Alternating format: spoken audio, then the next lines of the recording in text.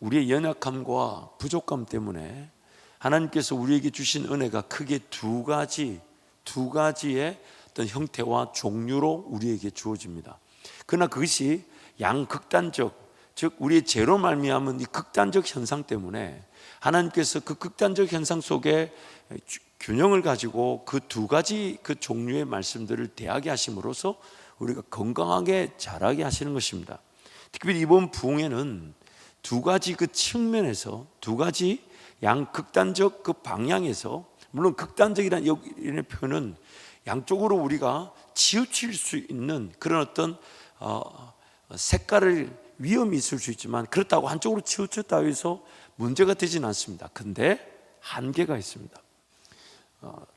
이 기독교계의 역사를 쭉 살펴보면 두 가지 메시지의 흐름이 늘 존재해 왔습니다. 첫 번째 흐름의 메시지는 뭐냐면, 종교적인 형식이나 틀 이런 것들이 중요하지 않고 예수로만 살아가면 된다.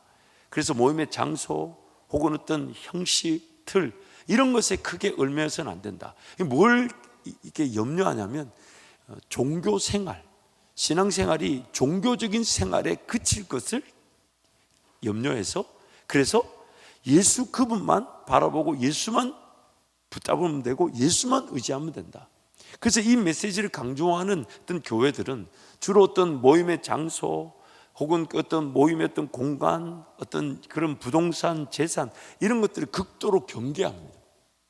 경계하고 우리가 언제든지 순수하게 모일 수 있고, 모였을 때마다 우리 교회는 순수하게 예수 그리스도의 나라와 영광을 위해 선교하고 복음을 전하고 이 그런 쪽의 메시지를 강조하죠.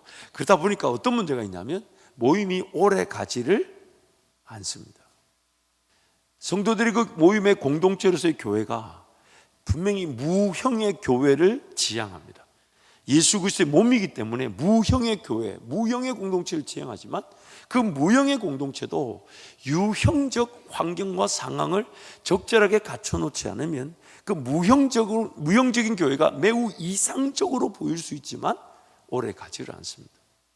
제가 쿠바에 갔을 때 2011년에 처음 갔었는데, 그때만 해도 쿠바가 어떤 사유재산 이런 게 인정이 전혀 되지 않을 때였어요. 그래서 이제 각 그 모든 부동산, 집, 재산이 국가의 소유였는데, 제가 그때 갔을 때만 지금 쿠바가 그 국가 소유로 된 그 집들을 이제 각 개인의 이름으로 바꿔주기 시작했어요. 그러다 보니까 이제 쿠바 교회들에게 어떤 현상이 일어났냐면, 이제 한 집이 자기 집이니까 거기서 예배를 드리다가 이게 부흥하게 되면 옆집을 기도 막 해가지고 전도해가지고 옆집이 딱 예수 믿게 되면 옆집과 이 집이 벽을 트는 거예요. 그러면 이제 교회 공간이 좀 넓어지는 거잖아요. 그리고 또 이쪽 집을 막 기도해가지고 그 벽을 딱 트고 새 집을 트고, 그래서 총 열 몇 집이 터가지고 3,000명이 모이는 교회가 있었어요. 이야, 제가 가보고 깜짝 놀랐어요. 그래서 이 쿠바는 공산국가이기 때문에 어떤 자신들이 신적인 정부, 소위 말하는 그 공산국가의 특징이 있잖아요. 그런 어떤 주체사상, 또 어떤 국가가 곧 신이다, 이런 개념을 가지고 이렇게 정치를 펼치기 때문에 사실 기독교를 박해하려고 해도 박해하기에는 명분이 좀 약한 것이, 국가가 신이라면 다른 어떤 종교들이 감히 국가란 신을 이길 수 있겠냐, 이 논리가 있기 때문에 교회가 그렇게 막 확장되는 것도 조금 불편하지만 좀 내버려 두죠. 내버려 두고 나중에 법으로 교묘하게 장치를 만들어서 이제 그 교회를 핍박하는데, 이 교회가 3,000명씩 막 모이니까 열 몇 집이 서로 벽을 터가지고, 그래서 기둥은 그대로 자기 집인데 벽이 없는 거예요. 그래서 제가 예배드리러 그때 갔었더니 그 열 몇 개가 터가지고 하나의 교회가 되어 있는 거예요. 군락이 너무 멋있는 거죠. 근데 그 다음에 가니까 국가가 이제 그 모임이 너무 커지니까 이 법으로 제재를 가해가지고 그 예배 공간을 잃어버렸어요. 그러면서 이제 그 3,000명이 된 교인들이 이제 어디로 가서 예배 드리냐면 모래사장에서 예배를 드리는 거예요. 그래서 모래사장에서 예배 드리러 갔더니 예배 모임을 못하게 하니까 어떻게 하냐면, 누가 지나가다가 종 같은 거, 종 비슷한 이렇게 쇠로 된 길다란의 종이 아니고 왜 그 소 밑에 뭐 이렇게 소 목에 다는 종 있잖아요. 그런 것처럼 그걸 하나 들고 땡땡 치면 갑자기 사람들이 각자 자기 의자를 들고 모이기 시작해. 왜냐하면 예배 모임을 못하게 하니까 예배 그 시간을 끼리 암묵적으로 정해놓고 우리는 그 공간의 제약을 이제 넘어서서 모인다 해서 해변에서 모이는 거예요. 그래서 그 3,000명 되는 교인들이 그 해변에서 예배를 가는 거예요. 그래서 한 분이 종을 덩덩 튀고 너 그냥 해변까지 지나가요. 그럼 좀 있으면 저 어디서 나오는지 모르지만 의자 들고 각자 와가지고 해변에 쪼르륵 앉아요. 그래서 만약에 경찰이 물으면 나 해변에 의자 깔고 앉았는데 무슨 문제가 되냐. 그리고 아무도 시키지 않았는데 찬양팀이 나와요. 기타 메고 뭐 이렇게 각종 악기 들고서 나와서 시키지 않는데 갑자기 찬양을 부르기 시작하면 같이 따라 부르고, 그러니까 어떤 제재와 그 법의 울타리를 이제 넘어서는 무형적 예배의 모습을 가지고 있더라고요. 너무 인상 깊었는데 안타까운 것은 그 3,000명이 모이던 교회가 200명도 채 모이질 않았어요. 분명히 순수 이상의 공동체를 지향하는데 다른 건 다 필요 없는데 예수면 충분한데, 그럼 예수면 충분하기에 교회가 어떤 유형의 공간 안에서 3,000명의 예배를 드리다가, 그러나 그것이 핍박이 있고 국가가 제재를 하니까 모래사장에서 모이자. 그래서 처음에는 정말 3,000명씩 모였대요. 근데 6개월도 채 되지 않아서 그 모임이 200명도 안 되는 모임으로 줄어들었어요. 물론 그를 가지고 우리가 200명도 안 되는 모임으로 줄어드는 것을 우리가 저평가하지는 않습니다. 그 귀한 일이지만은 우리의 현실성을 무시하지 말라는 거예요. 그래서 우리의 현실성은 그 종교적 생활이라는 형식과 틀이 지나치게 우리에게 덕지덕지 우리를 좀 더 무겁게 하고, 어쩌면 그 본질에서 조금 벗어난 그 비본질적인 그 무게를 가지고 우리를 짓누른다 해도, 그러나 그 가운데서 순수 공동체를 지향하는 것이 지금까지 지켜져 왔던 지역 교회들이었습니다. 이상의 공동체의 포인트, 즉 예수면 충분하다 해서 무형의 자산, 무형의 모임을 추구했던 교회들이 늘 있어 왔지만, 그러나 우리의 인간성, 죄로 말미암아 타락한 우리의 본성 때문에, 그래서 좀 더 어떤 틀이 필요하고 형식이 필요하고 몸의 공간이 좀 갖추어져야 되는 이런 것들이 무시된 교회들은 하나의 운동으로 교회들을 좀 신선하게 하고 깨우기도 하고 성도들에게 종교 생활에서 벗어나라고 그렇게 강조를 하고 교회를 건강하게 만드는 역할을 했지만, 그 지역 교회로서, 즉 지속적으로 지역 안에서 사랑하고 품고 용서하고 인내하는 그런 공동체로서의 역할은 좀 아쉬움이 있었다라는 겁니다.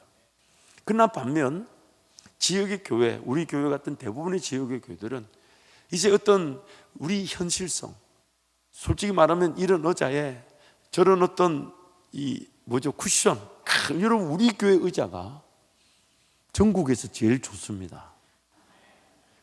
원목입니다. 나중에 우리 교회 의자 바꾸자면 이거 골치 아파요. 이 비싼 거 어디 처리할 데도 없어요.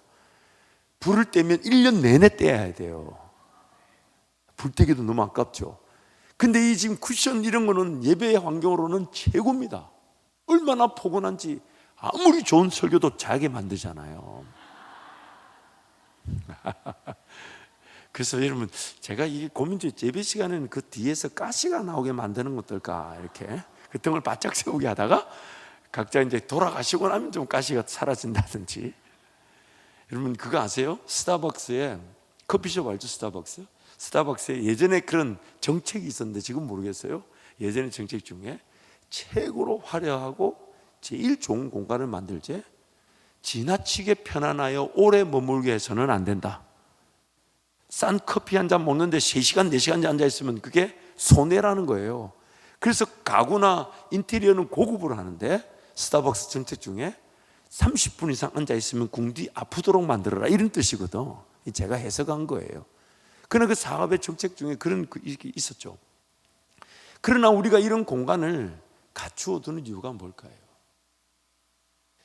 누군가는 주차장이 좀 더 넓기를 바라요. 여러분 그것도 우리 교회 주차장 보고 더 넓기를 바라는 거는 그거는 범죄일 수 있습니다. 그거는 지나침의 정도를 지나서 우리 교회 이 정도 주차장인데 주차장 모자라다 한다는 거는, 제가 종종 어떤 성도가 와 목사님 지금도 주일날 차 타고 왔다가 빙 돌다가 주차 자리 없어 돌아가는 분이 있다 그래요. 너무 마음이 아프죠.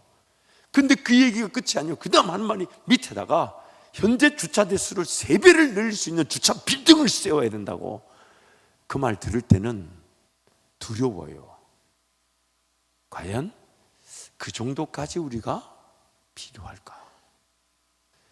왜냐하면 어느 순간 우리도 모르는 사이에 우리의 현실적인 수준, 주차 공간도 좀 편하면 좋겠고, 의자도 좀 이왕이면 앉아서 편하면 좋겠고. 여러분 그거 아십니까? 제가 담임 목사 된 이후로부터 우리 본당에 그 어떤 것도 바꾸지 말라고 한 거. 근데 하도 바꿔야 한다 그래서 요 위에 빨간색 카페트는 바꾼 걸로 알고 있어요. 이것도 강단도 오래 썼다고 바꾼다기는 안 된다 그랬어요. 왜? 어디다 버릴 겁니까 이거? 이 좋은 거를. 아니 제 스타일이 있죠. 저도 이왕이면 좀 더 서구식으로 넥타이를 딱 풀어헤치고 청바지 딱 입고, 이 분위기는 네가 나가라는 분위기예요. 근데 그런 것들과 싸우고 싶지가 않은 거예요. 왜냐하면 이제 우리 현실적인 좀 그래도 어떻게든 주차가 불편하다는 성도를 위해 주차 공간을 최선을 다해서 확보하고, 예배 공간이 좀 비좁거나 혹은 이렇게 좀 불편하기보다는 이왕이면 이 정도는 갖추었으면 좋겠다는 성도를 위해 이 정도 갖추고, 그러나 그게 본질이냐 비본질이냐 이렇게 따진다면 사실 비본질일 수 있어요. 하지만 어느 정도 인간적인 우리 현실적인 수준에서의 그 성도들 혹은 새가족들의 요구에 부응해 주는 것은 그들을 어떻게든 품어주고 기다려주고 인내해서 그들이 예수님을 만날 수 있는 그 시간대를 우리가 환경을 만드는 것이죠. 그래서 현실적으로 보자면 우리 교회는 그런 종교적인 틀이나 형식이 이 복음적 가치에 조금 거리가 있음에도 불구하고 수용이 되는 그런 위기가 있을 수가 있습니다. 그러기에 우리 교회는 최대한 어떤 성도든지 간에 최선을 다해 품을 수 있는 환경을 지향하지만, 우리가 말씀을 사모할 때는 정말 예수 그리스도 그분 한 분이면 충분한가? 그 한 분이면 충분한가? 그래서 우리의 모임에서 우리 어떤 교회 재정을 쓸 때나 우리의 사역을 계획할 때 그런 어떤 인간적인 배려보다는 좀 더 아끼자 하고, 좀 더 불필요한 것들은 줄이자 하고, 좀 더 이상적인 교회 공동체를 꿈꾸자는 것이 바로 우리에게 필요한 은혜인 것이죠. 그래서 이번 이 부흥회를 통해서 하나님이 그 두 가지 그 색깔의 은혜를 우리에게 다 맛보게 하신 것 같아요. 저도 이제 아직은 담임 목사로서는 좀 젊은 축에 속하다 보니까 이 젊은 목사님들과 교제할 때가 있어요.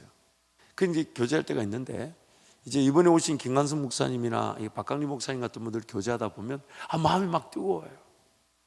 어떻게 뜨겁냐면 그냥 그 뭔가 좀 더 본질에 가까운, 물론 이거는 이제 두 분이 방송을 안 볼 거로 보고 제가 개인적인 예답입니다만은 이 본질에 가까운 얘기를 한다고 하지만은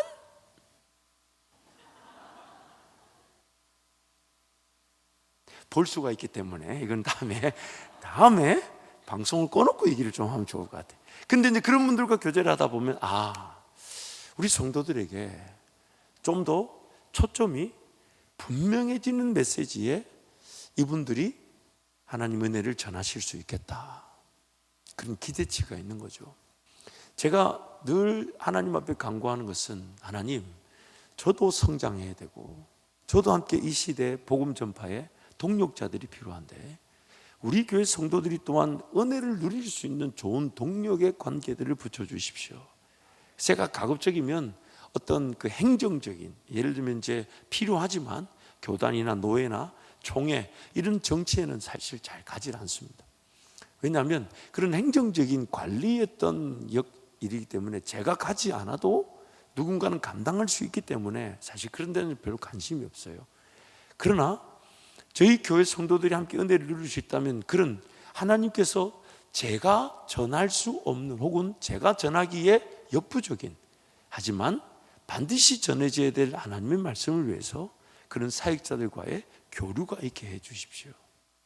그래서 그러다 보니까 이번 그 김관성 목사님이나 이제 박강리 목사님 같은 분들을 만나 교제하게 되었고, 특히 박강리 목사님 저희 교회 이제 여러분 처음 듣다 보니까 굉장히 그런 우리 어떤 신앙생활이 너무 덕지덕지 붙어 있는 것 같은 그런 우리의 위험을 좀 적절하게 경고하면서 더 예수로 새로워지기를 바라는 그런 은혜를 우리가 듣기도 했습니다.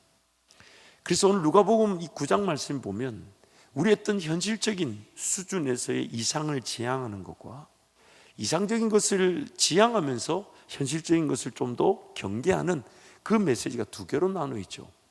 우리 이상적인 것은 이런 것입니다. 예수만 바라보고 따라가면 됩니다. 그런데 현실적인 것은 뭐냐면 자기를 부인해야 되고 또한 지기 싫어도 자기 십자가를 져야 합니다. 그 자기 십자가, 자기 부인의 그 은혜를 제대로 누리지 못하면 예수 따르는 것이 맛보아지지 않습니다. 그런데 예수님을 또 온전히 따른다 할 때 이 자기 부인과 자기 십자가의 은혜도 반드시 누려지게 되는 것이죠. 어느 것이 먼저라기보다는 이 세 가지 요소가 함께 가는데, 근데 중요한 것은 자기를 부인하고 자기 십자가를 졌다 해서 예수님을 따르는 일이 나타나지 않을 수 있기에 오늘 본문 우리에게 이렇게 얘기하는 거예요. 누구든지 예수를 나를 따라오려거든 자기를 부인하고 날마다 자기 십자가를 져야 된다, 이렇게 말씀하시는 거예요. 그리고 오늘 우리가 두 가지 초점을 항상 가지고 있어야 되는 거죠. 자기를 부인하는 것과 자기 십자가를 지는 은혜를 사모하면서 또한 예수님이 언제든지 불러주시면 지금 내 삶에 어떤 환경과 상황이 있든지 간에 예수 따르는 것이 우선이 되어야 된다는 것입니다. 이 두 가지의 그런 양 측면의 어떤 부분들을 우리가 잊지 말고 추구해야 되는데, 저와 여러분이 좀 더 추구해야 될 방향은 내 삶을 돌보고 내 가정, 내 일터 이것보다 예수 따르는 순수 공동체로, 이상적인 교회 공동체로서의 그 방향을 좀 더 추구할 필요가 있다는 것입니다. 그래서 이번에 강사를 이렇게 섭외하면서 사실 우리 행정으로 수고하신 김동현 목사님께 여러 강사들을 많이 이렇게 연락했지만 이렇게 우리가 딱 이 5분을 처음부터 이 5분 이러고 정했던 게 아니에요. 이런 분도 연락해 보기도 하고, 저러면 이번에는 제가 가급적이면 제가 잘 모르는 분들한테 제가 일일이 전화해서 뭐 혹은 그 주변에 누구에게 연결해서 전화하고 싶지 않았어요. 저부터 그냥 김동현 목사님한테 맡겨놓고 우리 교회가 그분을 알든 모르든 혹은 누구를 소개받아 하는 것이 아닌 객관성 있게 조금 강사가 섭외되기를 바랬었는데, 이번에 공교롭게도 그 5개 날짜에 그 5분이 순서가 우리가 배치한 게 아니 그분들이 시간이 그렇게 된다고 해서 그렇게 배치가 됐는데, 두 분은 매우 이상적인 교회 공동체, 그래서 어떤 현실이 무시되는 것이 아닌 현실을 좀 더 보살펴야 되지만 그러나 본질에 좀 더 가까운 우리 교회 모습을 강조했다면, 두 분은 우리의 이 현실적인 수준보다는 이상, 하나님은 살아계시고 희망을 날마다 선포하시며 우리에게 언제나 은혜와 능력을 베푸시는 분이시기에 그분을 바라보인다는 그 두 분이 정하고, 우리 수요일날 신용백 목사님 같은 경우는 그 두 부류의 메시지를 중간에 있는, 기가 막히죠. 그래서 그분은 메시지가 길었던 거예요. 왜? 양쪽에 둘이는 1시간씩 떠들고 갔지만 그래서 2시간씩 떠들었는데, 재밌게도 신종민 목사님은 2시간의 메시지를 통해 양쪽의 메시지에서 강야에서 어디로? 가나안으로 다 메시지. 제가 너무 놀랐어요. 이야, 신묘막측하다. 그래서 오늘 그 우리 5번의 이제 강사를 모셨던 부분에서 오늘 우리가 한 번 더 요약을 하고, 오늘 우리에게 필요한 하나님의 은혜, 그런 부분들이 반드시 누려지게 될 줄 믿습니다. 제가 어디 가면 어떤 신학적인 색채, 교단적인 색깔이 없는 사람으로 유명합니다. 하나님께서 저를 그렇게 길을 인도하셨어요. 자랄 때, 어릴 적에 자랄 때는 합동측, 장로교 완전 뭐라고 해야 되죠? 뭐라고 하는 게 좋을까요? 이 영어로는 이게 펀더멘탈, 근본주의자래요. 근본주의자들. 근본주의자라는 말이 뭐냐면 지금도 여성들은 뭐예요? 이 치마를 입어야 되는데 치마 길이가 어디에요? 저기 발등 옆에 무슨 뼈? 복숭아뼈. 아버지, 복숭아뼈를 가려야 되는 치마를 입어야 됩니다. 머리에는 수건을 써야 됩니다. 미사 때 쓰는 수건이 있죠. 왜냐하면 사도 바울이 여성들은 머리를 가리려 했으니까. 그 주일날 일절 미리 등불을 준비해서 전기 대신 불을 켜야 되고, 밥도 만나를 토요일날 주일날까지 준비하게 한 거 있잖아요. 그 딱 준비해가지고 걷는 것도 못하게 하고, 그래서 예배 말고는 주일날 다른 거 못하게 하는 모든 그 근본주의라고 그럽니다. 그런데 제가 다녔던 합동측도 마찬가지예요. 어렸을 때 박수 치면 안 된다 그래요. 새 가족이 오잖아요. 그러면 뭘 보여주냐면, 새 가족이 오면 환영의 표시로 자 환영합니다 하면 조용히 주보를 쓱 들었다가 주보를 내립니다. 아니 이게 굉장한 환영의 표시예요.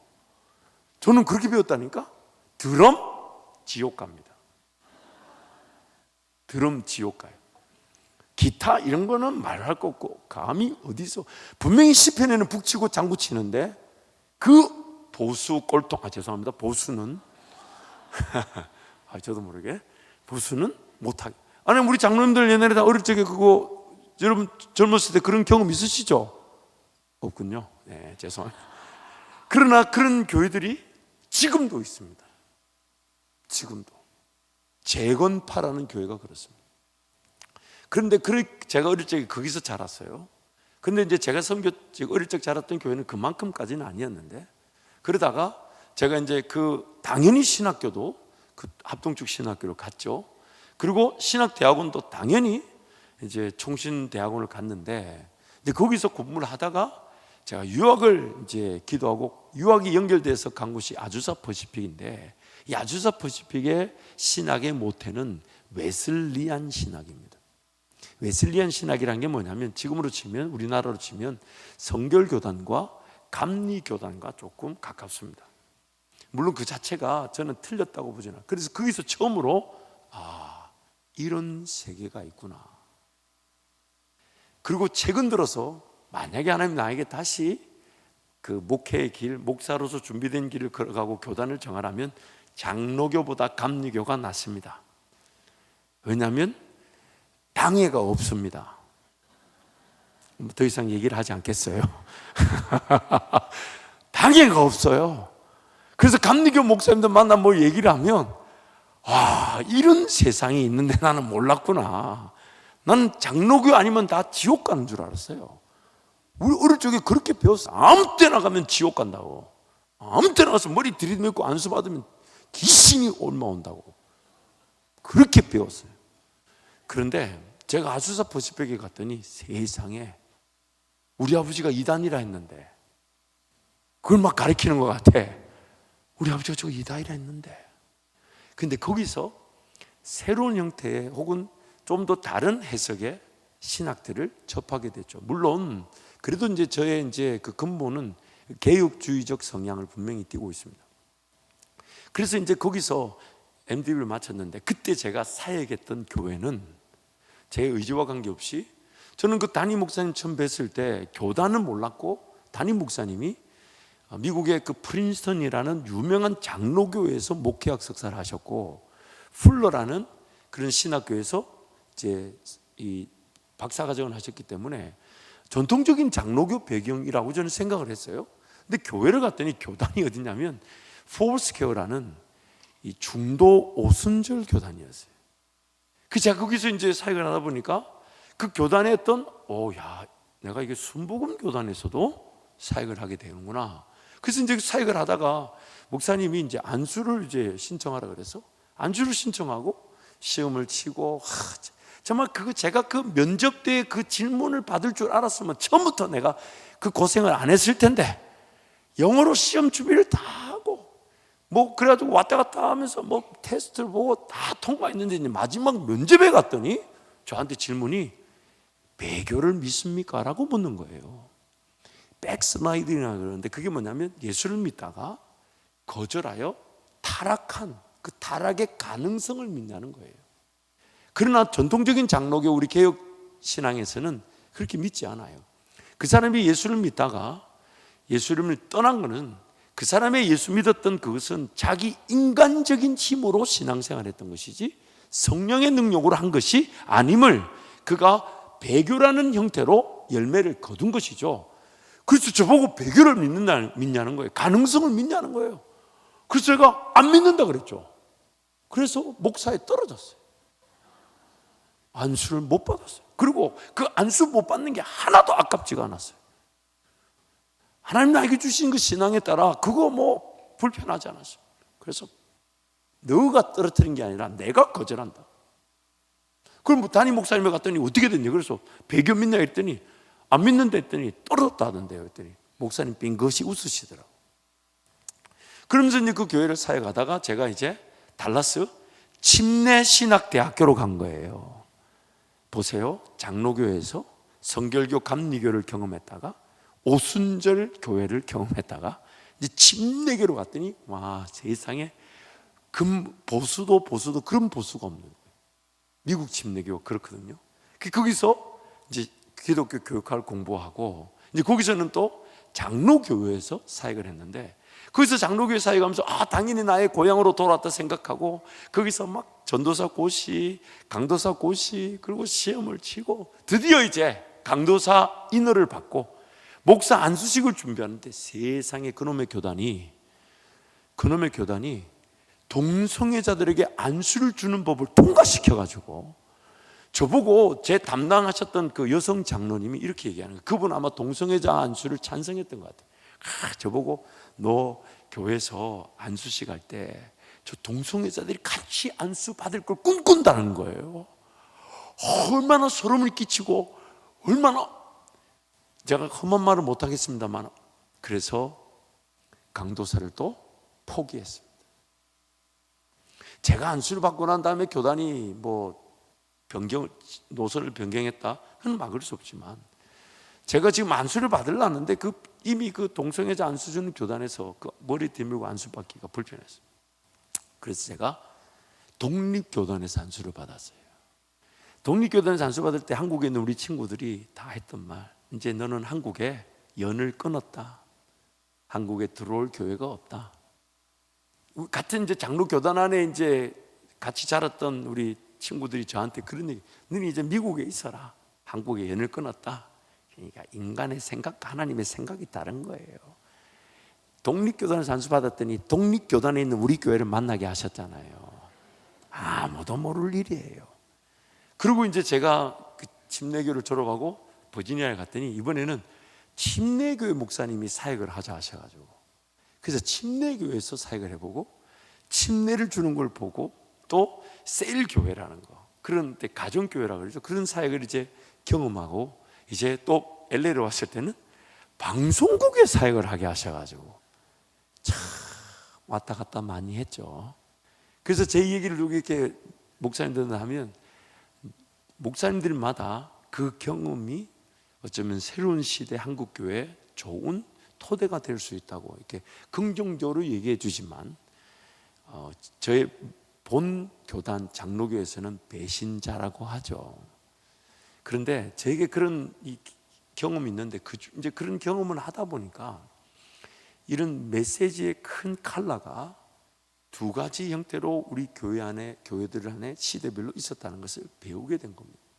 특히 이쪽 예수면 충분하다 이쪽에서는 주로 어떤 분들이 있었냐면 제시펜 루이스라든지 또 우리 그 유명한 제시펜 루이스에게 영향을 줬던 잔느 기용이라는 어떤 여성 사역자들이 있었고요. 또 같은 동시대는 아니지만 중국의 워치만리라는 그런 사역자도 있었고 위트니스라는 사역자도 있었고 지금도 교회 바깥에서 그런 기존 교회 전통, 지역 교회 전통을 조금 넘어선 예수 그 복음 순수성에 그 붙들려서 그것만 전하고자 하는 이들이 많이 있습니다.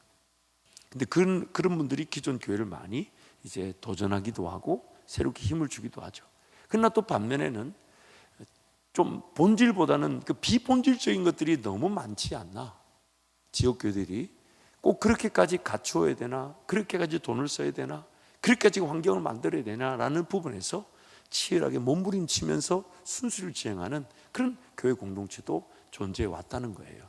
그래서 이번에 그 두 가지 형태, 그 색깔의 메시지를 우리가 들었고, 그것을 통해 하나님께서 오늘 2020년 우리에게 은혜가 담길 그릇이 되게 하셨다는 것입니다.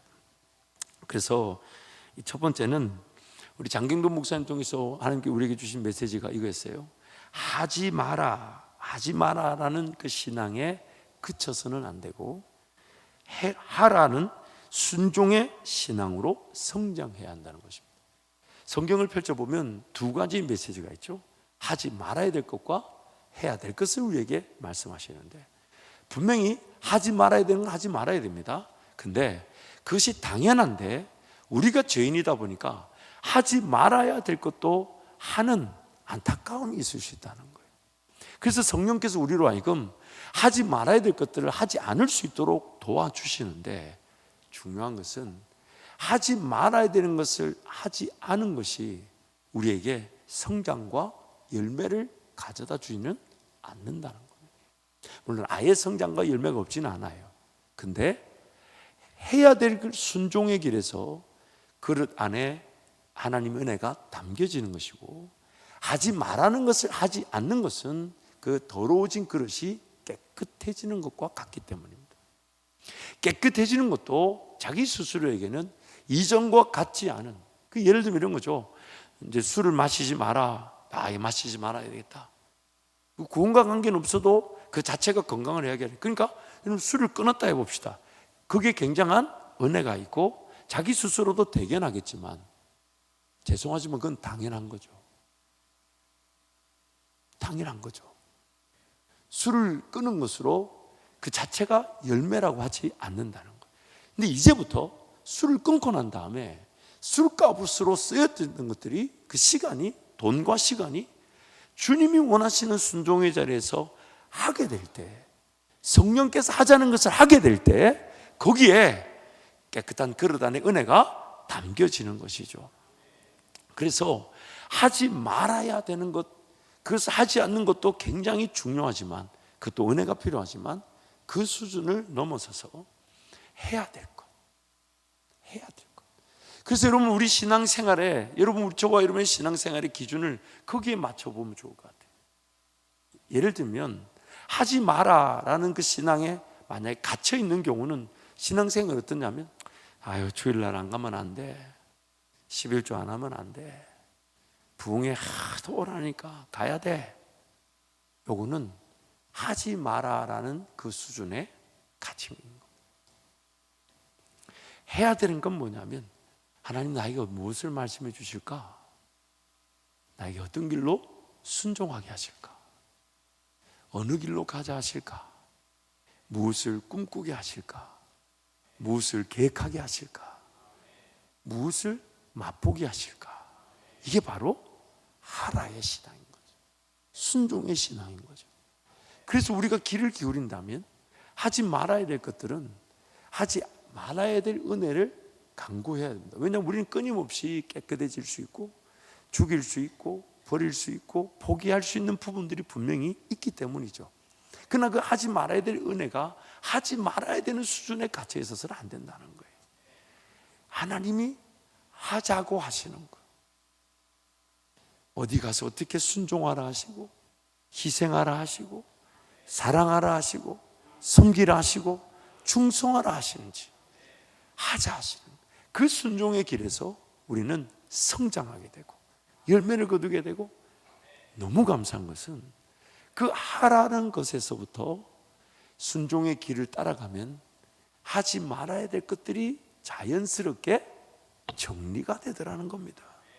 그런데 바꾸어서 하지 말라는 것을 하지 않는 것도 은혜지만, 하지 말아야 될 것을 하지 않았다 해서 해야 될 그 순종의 열매가 맺혀지는 건 아니더라는 거죠. 그러기에 이 두 가지가 우리에게 강조점이 되고 있는데, 내 신앙은 과연 담아내고 있는가? 담아내기 위해서 하지 말아야 될 것들을 내가 처리하고 그래서 자기를 부인하고 자기 십자가를 지고 가는가? 성경이 우리에게 도전하는 것이죠. 그래서 장경동 목사님 메시지에서 우리가 좀 더 은혜를 받는 것은 하지 말아야 될 것을 하지 않는 것도 신앙의 은혜이겠지만 우리는 해야 될 것을, 하라는 것을, 순종해야 될 것을 하나님께 묻고 그것을 담아내고 소화하는 열매 맺는 인생이 되어야 된다. 장 목사님 그렇게 메시지를 우리에게 전하셨던 것입니다. 두 번째는 이제 우리 김관선 목사님을 통해서 우리에게 주셨던 메시지는 하나님의 영광을 보는 신앙으로 오늘의 현실을 이겨내고 잘 살아내자는 겁니다. 예수님을 따라가는 영광의 길이 있습니다. 예수님을 따라가는 사명의 길이 있습니다. 예수님을 따라가는 푸른 초장 맑은 시냇 물가뿐만 아니라 그분이 나의 목자가 되셔서 내 인생 가장 좋은 길로 주의 영광을 보는 길로 인도하신 그 길이 있습니다. 그런데 자기를 부인하며 또한 자기 십자가를 지는 일이 동반되어져야 한다는 거예요. 예배당에 와서 예배를 통해 하나님을 경험하고 은혜를 맛보고 또 하나님의 영광을 보기도 하고 하나님을 꿈꾸기도 하고 성령이 만지셔서 평안에 임재에 소망에 희망에, 근데 돌아가 봤더니 그 인간은 그대로 있더라는 겁니다. 그 문제는 여전히 그게 있더라는 거예요. 바뀌지 않은 삶의 문제는 여전히 더 위협하는 것 같고 어려움은 어려움대로 그대로 나를 죽일 듯이 덤벼드는데, 그런데 방금 전에 교회 안에서 와서는 막 세상에 더 이상 안 가고 싶고 그냥 교회 안에서 천국을 살아내고 싶고 이 안에서 하나님의 영광을 더 맛보는 것으로 인생을 끝내고 싶지만 인생이 그렇지 않다는 것이죠. 물론 예배를 통해 기도를 통해 하나님의 영광을 보지도 못한 채 세상 나가 살다 보니까 우리는 더 힘들고 지칠 수밖에 없었겠죠. 그래서 하나님의 영광을 보며 하나님 그분이 정답이심을 깨닫지만 우리 인생은 또한 해답도 필요하고 현답도 필요하고 어떨 때는 답처럼 보이지 않는 순간과 과정이 있을 수 있더라는 것입니다. 그럼 그 삶을 어떻게 우리가 할 것인가? 회피할 건가? 도망갈 건가? 그렇지 않다는 거예요. 그 어려움, 그 아픔 속에서 그 영혼을 품고 그 문제를 인내하고 그 어려움 속에서 하나님 그분을 신뢰하고 하나님 그분을 바라보게 될 때 반드시 머지않은 그날 우리가 영원한 천국에서 영원히 완성된 고통도 눈물도 아픔도 문제도 어려움도 없는 완성된 그 영광의 예배의 자리에서 하나님을 예배하게 될 것이지만 그날까지 그 영광을 기대하면서 주어진 오는 현실을 회피하지 말고 나에게 주어진 십자가다 생각하고 당장에 모든 게 딱 정리되면 내가 선교도 가고 인간만 변화되면 난 다 잘 될 것 같은데, 근데 그 인간 품고 가는 게 하나님의 뜻이고 그 현실의 문제를 내가 인내하는 것이 하나님의 은혜라는 것이죠. 그래서 그 은혜 가운데 그 현실의 길을 잘 걸어가자. 하나님께서 반드시 잘 인내하게 도와주실 거고 잘 품게 도와주실 거고 잘 기다리게 도와주실 거고. 이렇게 아멘을 안 하니까 김관석 목사가 종교 가스라이팅이니 이런 얘기하고 간 거예요 지금. 아멘을 바닥바닥 했어야 되는데 그걸 종교 가스라이팅이 그런 얘기를 듣고 있고 말이지. 그리고 그 사람은 내가 자기한테 불편한 얘기 했다면 자기는 손으로 악을 얘기해야 되지 같이 불편한 얘기를. 자체 징계를 내렸습니다. 앞으로 향후 6개월 동안은 볼 일이 없습니다. 그런데 하나님께서 우리에게 주신 말씀은 분명히 하나님의 나라, 하나님의 존전 앞에서의 그분의 통치 다스리심은 한치의 오차와 틀림이 없이 지금도 여전히 우리를 섭리하고 계시며 다스리시는데, 그분 하나님의 영광과 능력은 한치의 손해나 피해나 혹은 꺾임이 없이 완벽하고 완성되어져 있지만 오늘 우리의 현실은 여전히 제 가운데 쓰러지고 넘어지고 불편하고 힘들고 어려울 수 있지만, 그러나 그 가운데서 하나님께서 우리를 인내 가운데, 우리를 그 가운데서 빚어내시고 성장케 하시고 다듬어지게 하시고, 그것 때문에 더 기도하게 하시고, 그것 때문에 하나님 더 바라보게 하심으로 하나님의 영광을 우리의 현실이라는 삶에서 맛보게 하신다는 것이죠. 그러기 우리 함께 그 길을 걸어가야 되는 것입니다. 세 번째로 3일날 우리 박강림 목사님을 통해서 우리에게 주신 말씀은, 은혜의 적은, 은혜의 장애물은 자기 인간적 힘으로 살아가려는 것이다 라는 겁니다. 그래서 일한 것이 없이 하나님께로부터 의롭다함을 받는 것이 은혜인데, 어느 순간 그 은혜를 은혜답게 누릴 줄 모르고 이렇게 해야 되고 저렇게 해야 되고 이렇게 살아야 되고, 그래서 이렇게 해야 되고 저렇게 해야 되고 이렇게 살아야 되는 게 어느 순간 아무것도 일하지 않고 받는 은혜만을 기다려보지 못한 채 그 은혜를 누린다는 이유로 이렇게 하는 거 저렇게 하는 거 이렇게 사는 삶에 내가 붙들려 있을 수 있다는 거예요. 그래서 그 본질적 가치에서 좀 멀어져 있어서 비본질적 종교, 그런 형식, 그 틀에 그냥 내가 만족해 있을 수 있다는 겁니다. 내가 바쁜 중에도 나 이렇게 예배하고 있잖아, 나 이렇게 힘든 중에도 하나님께 왔잖아. 맞습니다. 그거 귀한 건 맞지만, 그러나 그 은혜의 자리에서 우리가 한번 자기 스스로에게 더 큰 은혜를 생각한다면 도전해 봐야 될 것은, 내가 정말 예수님이면 충분한데 예수님만이 아닌 예수님 도의 신앙은 아닌가? 예수님 그분만 사모하고 바라고 기대하면 되는데, 예수님 분명히 귀한 줄 알면서도, 그런데 내가 예수를 믿고 섬기려면 이것도 있어야 되고 저것도 있어야 되고, 어느 순간 인생이 예수님만이 아니라 예수를 바라보는 그 초점조차도 흐려져 가지고, 예수님조차도 내 인생의 문제를 해결하는 능력, 내가 좀 잘 살아내면 내가 하나님 나라를 위해 살 테니 예수님 날 좀 도와주는 그런 능력, 그래서 어느 순간 이것저것 다 필요한데 예수님도 필요한 신앙. 내가 모든 걸 다 잃어버려도 예수님 그분이 나를 붙들고 계시기 때문에 예수님만 나를 건지시는 것인데, 그 예수님만의 신앙이 아니라 내가 이것도 필요하고 저것도 있어야 되고, 그런 여러 가지 필요한 것 중에 예수님도 있으면 좋은 거, 그게 우리에게 도전이죠. 예수님도. 여러분, 로만 가톨릭 천주교가 왜 그 이단의 위험성을 갖고 있는 줄 아십니까? 예수님만 구원의 길이 아니라 다른 가능성을 열어두기 때문입니다. 구원을 받는 다른 가능성이 있을 수 있다는 거예요. 그런데 여기서 문제가 되는 건, 구원을 얻을 수 있는 다른 가능성이 있다면 예수님이 굳이 십자가에 달려 죽으실 필요가 없었습니다. 예수님이 십자가에 달려 죽으셔서 우리의 구주가 되는 것은 유일한 길인데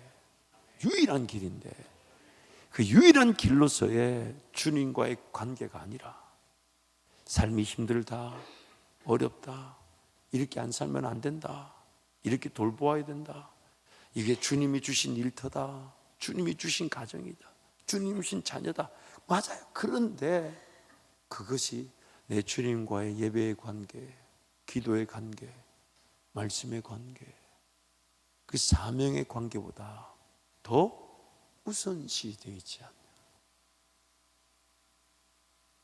그래서 신앙생활이 덕지 뭐가 막 붙어 있을 수 있는 거죠. 이걸 히브리서 12장에서는 우리의 두 가지 어려움, 두 가지 우리를 짓누르는 것인데, 첫 번째는 얼매기 쉬운 죄가 우리를 짓누르지만, 두 번째는 모든 무거운 것들. 예배가 잘 안 되는 것은 내 에너지가 하루 종일 다른 데 이미 다 쓰인 거죠. 뺏긴 거죠. 내가 기도했는데 기도가 안 되는 거는 이미 내가 기도할 만큼 내 삶이 습관이나 훈련이 되어 있지도 않고 다른 무거운 곳에 짓눌려 있기 때문이죠. 그래서 열리지가 않아요. 열리지가 않았다. 그래서 그 박강리 목사님이 내가 보니까 처음부터 이분이 뭔가 마음을 먹었다기보다는 자기도 모르게 무겁게 갔는데 끝까지 무겁게 가버렸어요. 근데 참 반가웠고 저는 감사했어요. 제가 우리 성도들에게 그 아비의 정신으로 그렇게 과감하게 전할 수 있는 내용이 아니었기 때문에, 제가 우리 박강리 목사님 말씀 끝난 다음에 놀란 것은 이때까지 외부 강사 책이 그렇게 100권이 한꺼번에 팔리기가 처음이었어요. 우리 성도들도 갈급했던 거예요. 그 갈급이 뭐냐면 예수님만 원하는 신앙, 예수님만 바라는 신앙.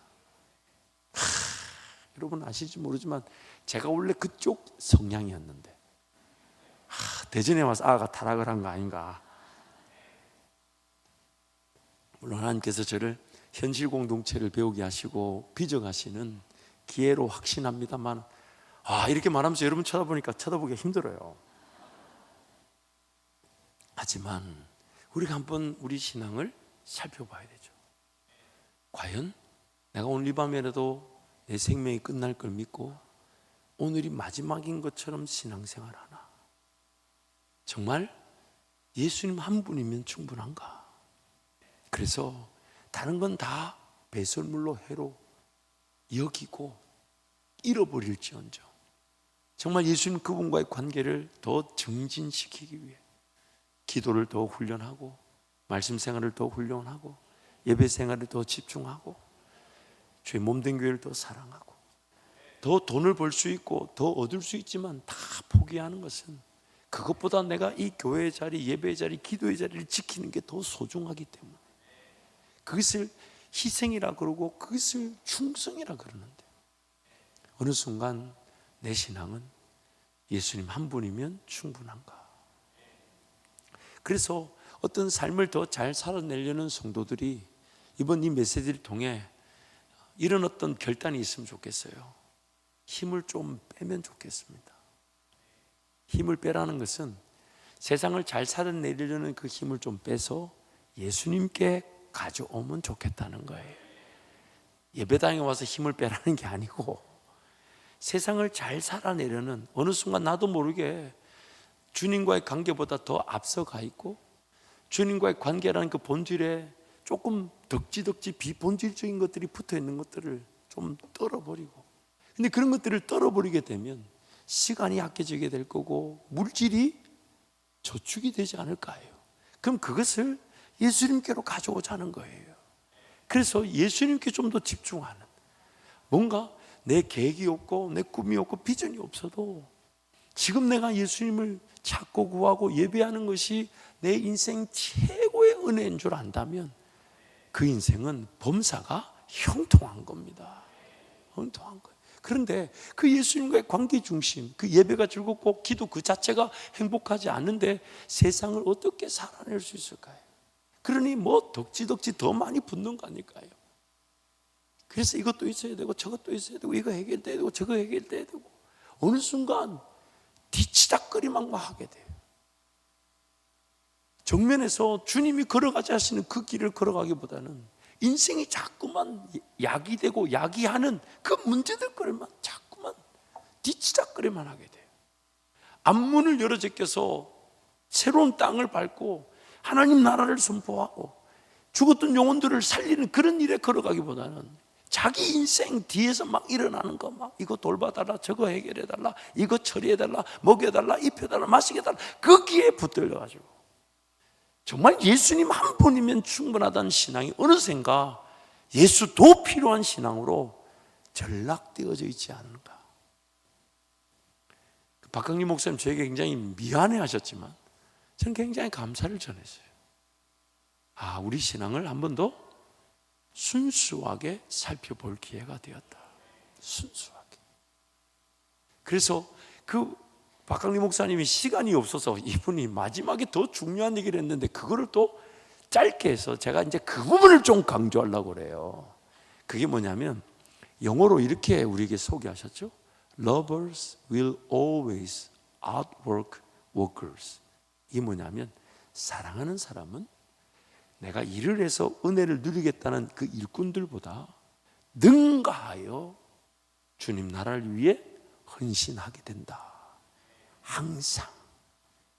그래서 내가 이걸 해서 뭔가 주어지면 하나님 나라를 섬기겠다는 조건적 일이 아니라 주님 사랑 때문에, 주님 사랑 때문에, 주님 나에게 말씀하셨다는 이유 때문에 그냥 일, 성과, 열매가 아니라 그 일에 부름받은 그 자체가 행복하고 그 일에 내가 음성을 듣고 순종할 수 있었다는 그 자체. 사랑하는 사람은 일꾼들보다 항상 더 초과하여 헌신하고자 한다. Lovers will always outwork workers. 너무 가슴이 뜨거워요. 사실 박강기 목사님과 교제를 하게 된 게 여러 가지 새로운 사역의 방향들이었어요. 그래서 그분 저한테 얘기한 거 보면 내가 원래 저런 거 했었어야 되는데 나 뭐 하고 있나. 그분 사역의 방향을 보면 일을 안 하는 게 아니야. 뭐 꿈이 많고 이거 하고 싶고 저 그리고 막 자기는 막 시도해. 돈도 없는데 막 시도해. 그래서 날 만나더니 반가워하는데 우리 교회를 모르는 거지. 우리는 돈이 더 없는데. 이 완전 뭐 빚 좋은 개살구인데. 근데 그분 만나서 들어보면요, 그것들이 뭔가 조건적으로 해결될 환경, 예수님을 더 잘 따르기 위한 것이 아니라 예수님을 잘 따르다 보니까 이렇게 하면 주님을 더 만날 수 있을까? 이렇게 하면 주님 사랑을 더 경험해 볼 수 있을까? 이렇게 하면 주님을 더 깊이 알아갈 수 있을까? 그것 자체가 목적인 거예요. 이게 일이 되면 내가 하나님을 섬기겠다는 그런 조건적인 형태의 일이 아니라 주님 사랑하기 때문에, 주님 사랑하기 때문에 주님이 너 이거 한번 해볼래? 너 이 길을 걸어가 볼래? 이거 한번 감당해 볼래? 할 때 주님 제가 그 길을 걸어가겠습니다. 물론 그 길이 내 욕심의 길과 주님이 원하시는 길, 그 어떤 과정을 통해 분별이 필요하며 또 성장이 필요하겠지만, 그렇지만 내가 이 일을 해서 하나님의 은혜를 누리겠다는 생각이 아니라 주님 사랑 때문에, 주님 사랑 때문에, 그래서 그 사랑 때문에 내 일터, 내 가정, 내 교회가 더 주님 사랑하기에 더 모이려고 하고 새로운 일을 계획하고 시도하려고 하고 주님께 내 삶을 드리려고 하는 것. 사랑하는 자들이 일만 하는 자보다 더 오래, 더 깊게, 더 열매 있게 하나님과 동행한다는 것이죠. 그 부분이 우리에게 강조되어졌던 것입니다. 그러면서 이제 수요일날 우리 신용범 목사님 모셨는데, 여러분 그거 아세요? 설교만 2시간 10분을 하셨어요. 신용범 목사님이 설교 전에 잠깐 식사하고 대화를 나누는데 이틀 전만 해도 월요일날 저에게 전화를 하려고 하셨대요. 그게 뭐냐면 갑자기 몸이 너무 이게 감기 몸살이 와서 도저히 병원에 이제 그 주사를 맞고 이러면서 못 올 것 같아서 전화를 할까 하다가 하루만 더 견뎌보자, 하루만 견뎌보고 왔다는 거예요. 그 오셔서도 참 몸이 약했는데 마치시고 나서 제가 하는 말이, 강단에 올라갔더니 세상에 자기가 아프다는 생각을 전혀 하지 못할 만큼 하나님이 붙들어 주셨고, 그러나 우리 성도들이 이렇게 표현하셨어요. 한마디라도 더 받아 먹으려고 입을 벌리고 있는 것 같아서 제가 시간을 아예 이렇게 얘기했어요. 우리는 신년 부흥성회를 그래도 시간을 구별한 것이기에 목사님 우리는 길게 듣기 위해 준비했으니까 길게 하셔야 된다고. 그래서 얼마를 해야 되냐 물어보길래 왜 나에게 물으시냐, 성령께서 하게 하시면 그 길게 하는 거지.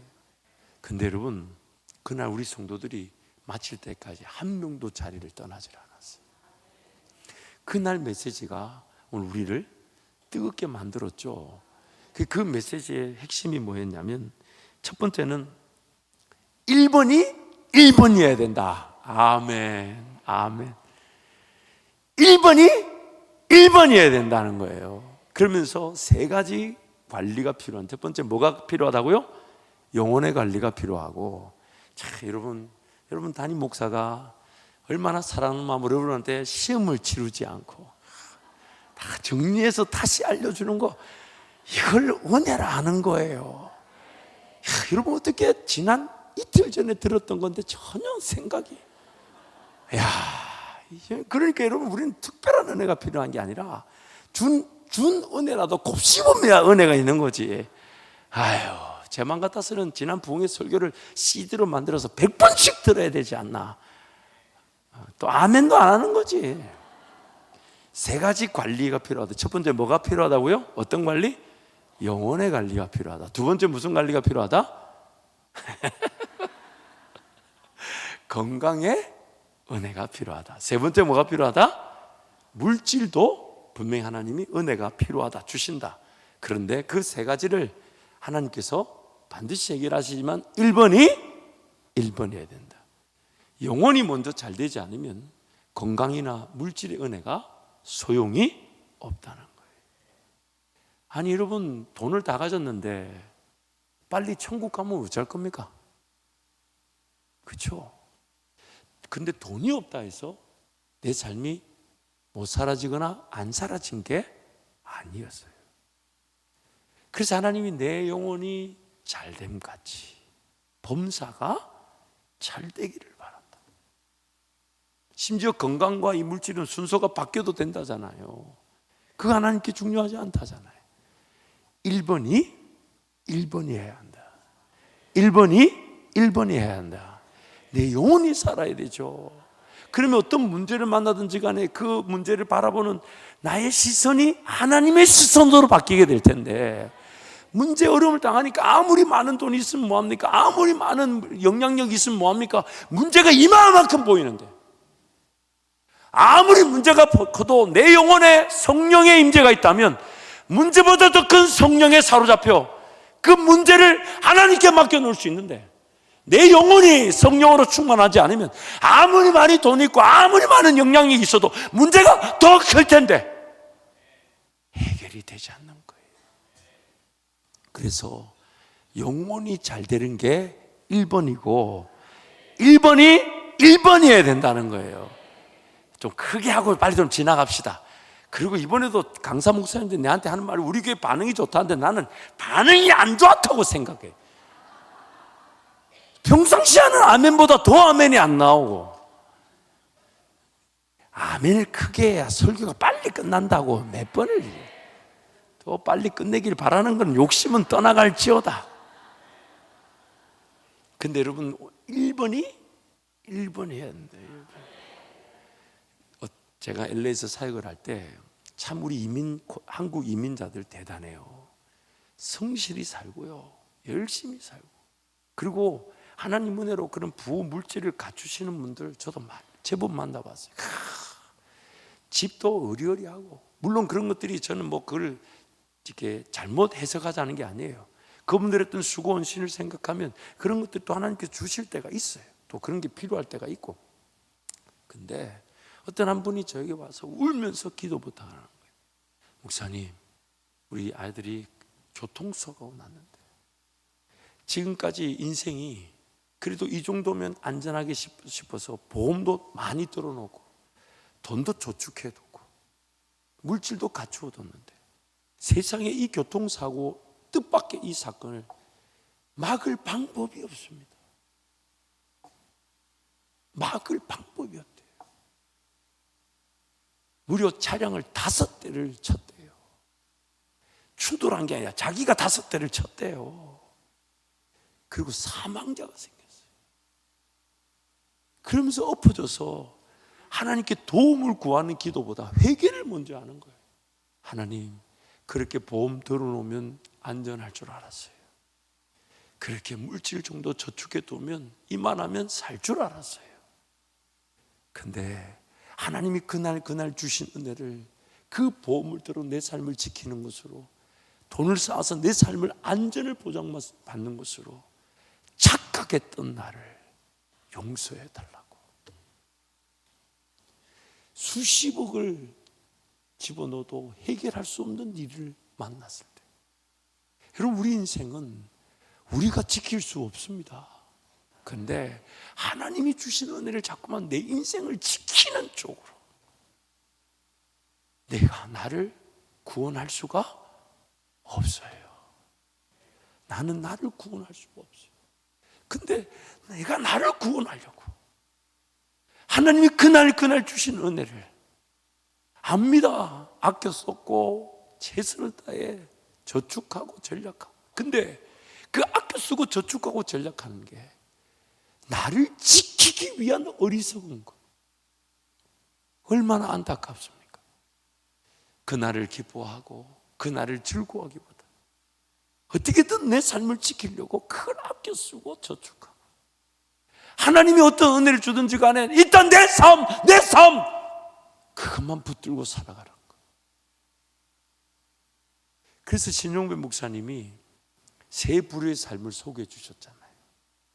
세상, 애굽에서의 삶과 광야, 육적인 그리스도인과 가나안, 영적인 그리스도인.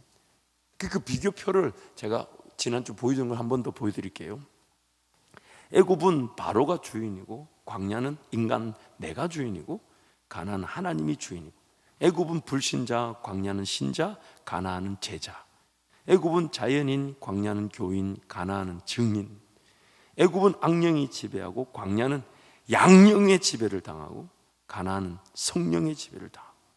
애굽은 하나님을 비방하고, 광야는 하나님을 구경하고, 가나안은 하나님을 찬양하고. 애굽에서는 쾌락이 목적이고, 광야에서는 소유가 목적이고, 가나안에서는 동행이 목적이고. 애굽에서는 어떻게든 타협하려고 하고, 광야에서는 하나님 시험하려고 하고, 가나안에서는 약속을 누리게 되고. 애굽에서는 그 티, 광야에서는 점, 가나안에서는 핵. 또 애굽에서는 운수를 보고, 광야에서는 하나님의 기적, 그 외적으로 나타나는 손만 보려고 하고, 가나안에서는 하나님의 영광의 얼굴을 보려고 하고. 애굽은 야곱의 밧단아람, 그러나 그 광야는 숫꽃, 가나안은 베델. 아브라함에게 애굽은 우루, 광야는 하란, 그리고 가나안은 약속의 땅 가나안. 특히 저는 이 부분에 있어서 두 개까지 메시지가 우리를 찔렀어요. 첫 번째, 육적인 그리스도인들 광야의 삶은 소유가 목적이랍니다. 소유를 목표로 한데 더 가지려다. 하나님과의 그 동행이 아니라 내가 뭘 더 가져야 한다.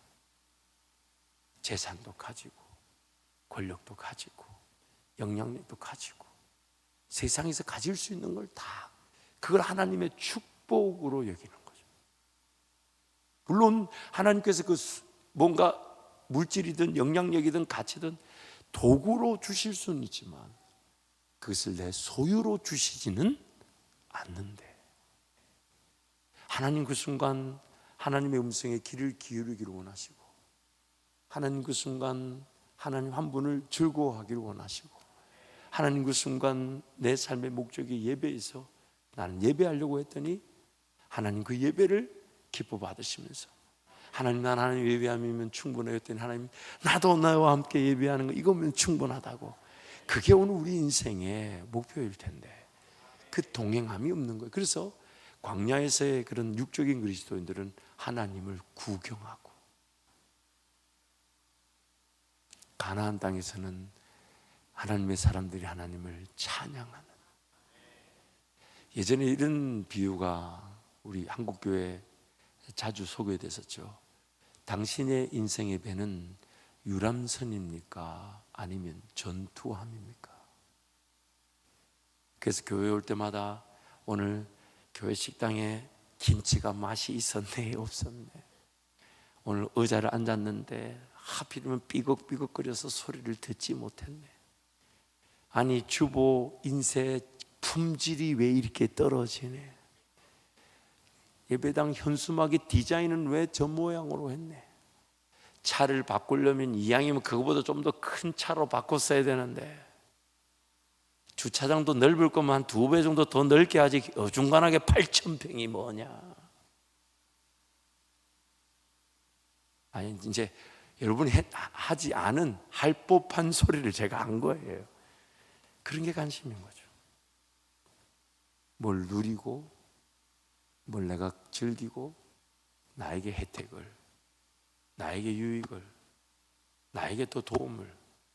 내가 예배하러 일주일 만에 내가 얼마나 힘들게 살다 왔는데 예배당 꼬라지가 이게 뭐야?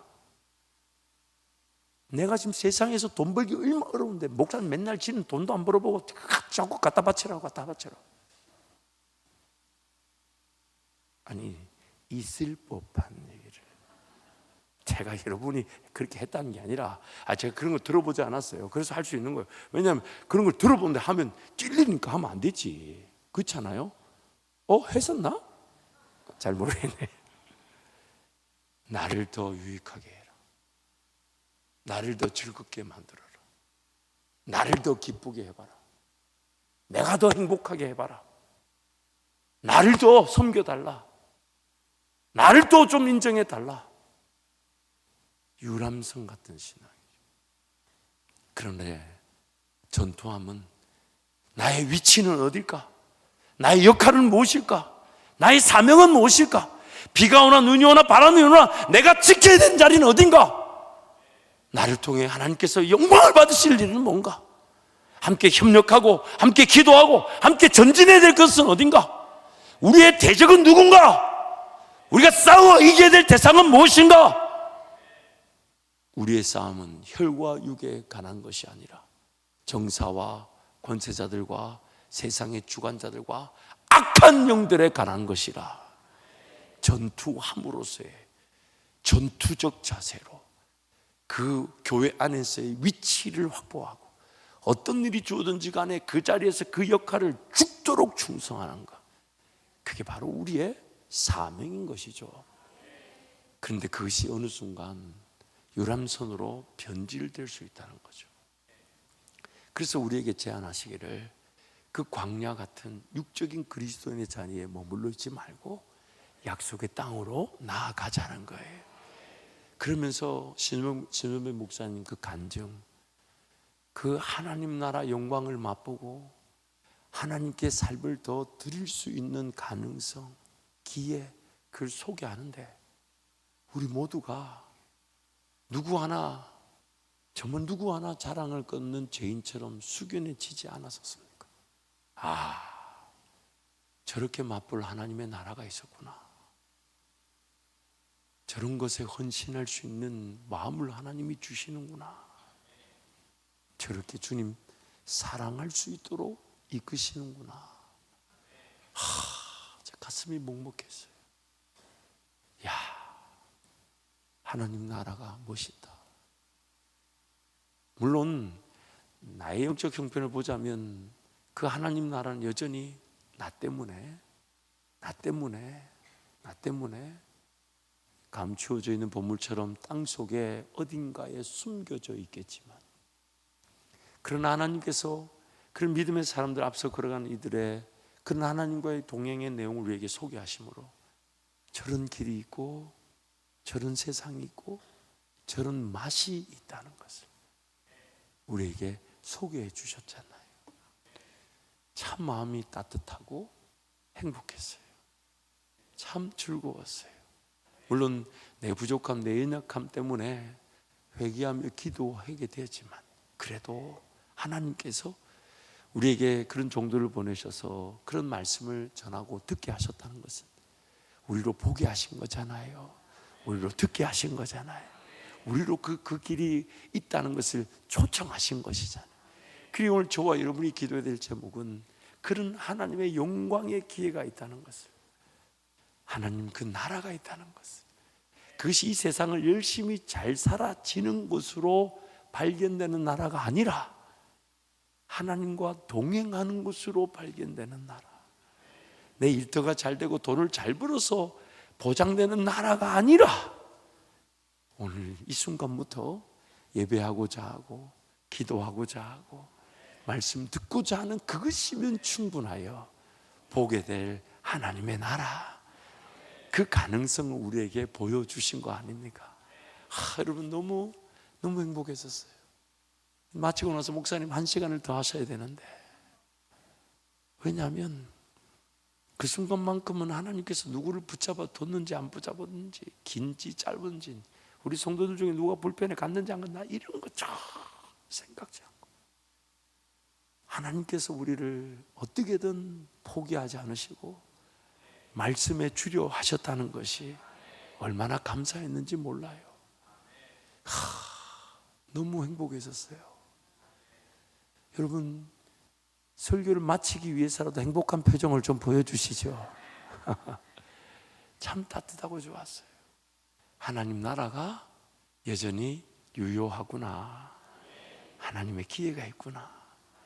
그래서 우리가 이제 그 길을 걸어가야 가는 것이죠. 그러기에 그 광야적 삶의 자리에 있다 할지라도, 육적인 그리스도인의 삶에 갇혀 있다 할지라도 잊지 마세요. 그들도 유월절 어린 양의 피로 구원을 받고 홍해 아래서 세례를 받은 하나님의 백성들이었다는 것입니다. 그래서 그 백성들에게 하나님 포기하지 않으시고 약속의 땅을 향해 걸어가자 하실 때 우리에게 그 기회가 있고, 그래서 히브리서 4장 말씀에 여호수아가 그들에게 안식을 주었더라면 우리에게 기회가 주어질 필요가 없었으려니와, 그들에게 안식이 온전히 주어지지 못했기에 오늘 예수 그리스도로 구원받는 우리에게 그 안식의 기회가 주어져 있다는 것입니다. 그러므로 여러분, 약속의 땅 가나안으로 전진하되 그 가나안에서의 삶처럼 하나님을 동행하며 하나님을 즐거워하고 구경꾼이 아니라 경비자가 되고 전투하는 영혼이 되어서 우리 하나님 그 영원한 나라의 기쁨을 맛보는 인생이 되시기를 축복합니다.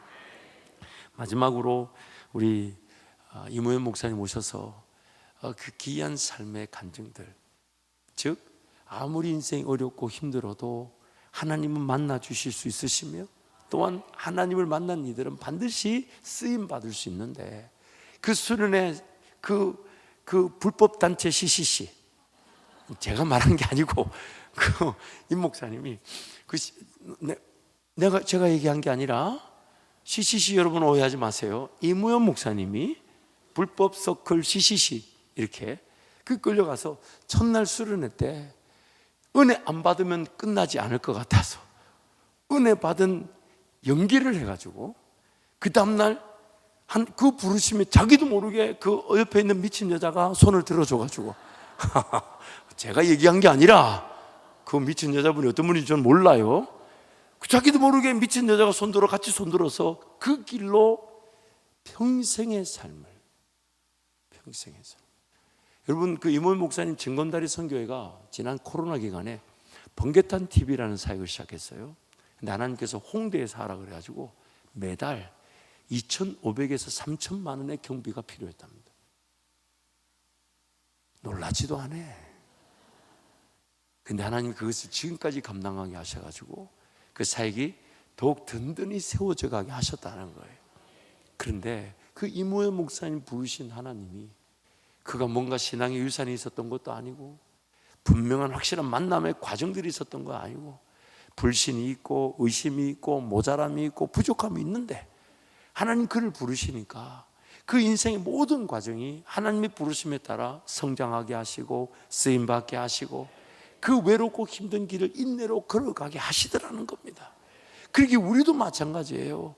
우리 자신의 실력과 능력에 초점을 두지 않고 하나님께 소망을 두게 되는 순간 하나님께서 우리의 소원을 응답해 주실 것이고 하나님께서 우리를 가장 좋은 길로 인도해 주실 것이니까 하나님 결코 우리를 외면하지 않으시고 그 은혜의 길을 이끌어 가신다는 겁니다.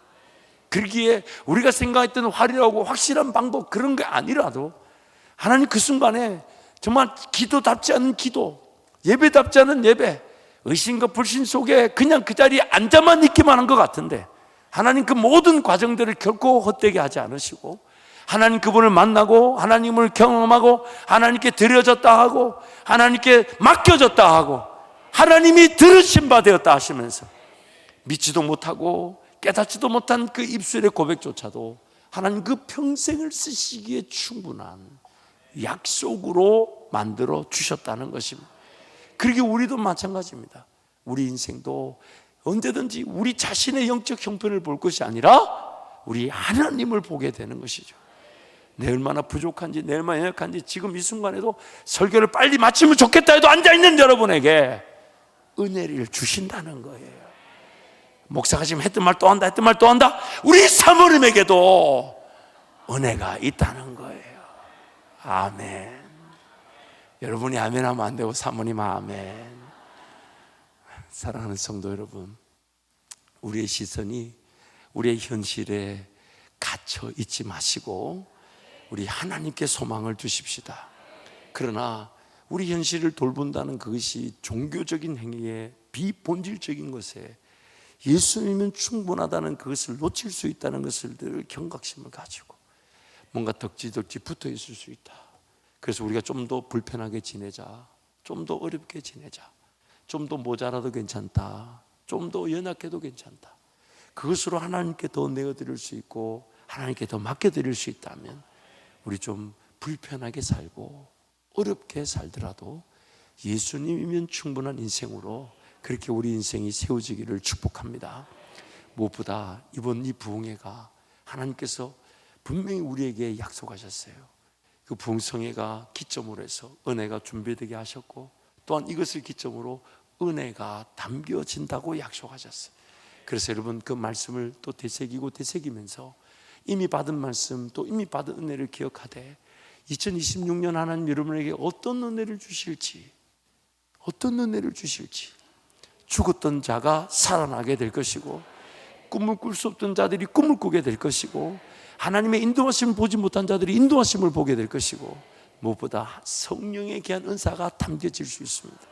그래서 2026년 우리 모두가 더 큰 하나님의 은혜가 담겨질 해로 선포하고 그 은혜의 주인공이 되는 우리 모든 성도가 되시기를 축복합니다.